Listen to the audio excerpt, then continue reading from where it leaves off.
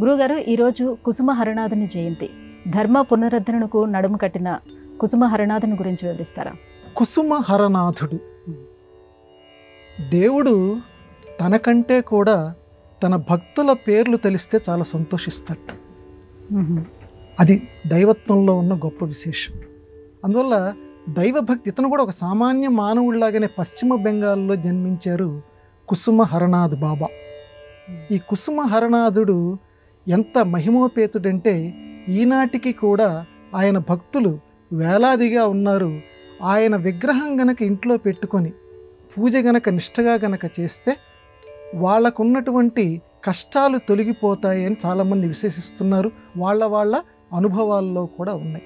అయితే ఈయన మహిమలు సరే అలా మనం పక్కన పెడితే ఈయన చెప్పినటువంటి బోధలు అది బాగా ప్రాచుర్యంలో ఉన్నాయి కుసుమ హరనాథుడు. ఎందుకంటే కుసుమము అనేటువంటి పదం, ఎందుకంటే కుసుమ అనే పదానికి ప్రకాశము అని అర్థం. మామూలుగా కుసుమ అంటే పువ్వు అంటాం కదా మనం.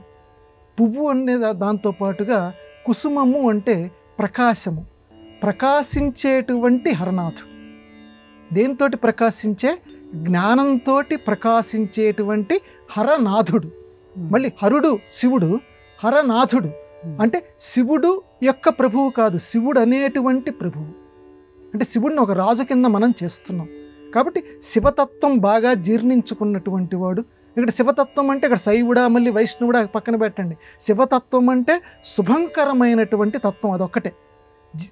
జీవితంలో క్షేమాన్ని కలిగించేటువంటి తత్వం. కాబట్టి ఈయన బాధ ఉండేటువంటి వాళ్ళ పెదవుల మీద చిరునవ్వులని ఎవరైతే పూయించగలరో అతనే నిజమైనటువంటి భక్తుడు అని లోకానికి చాటినటువంటి వారు కుసుమ హరనాథుడు.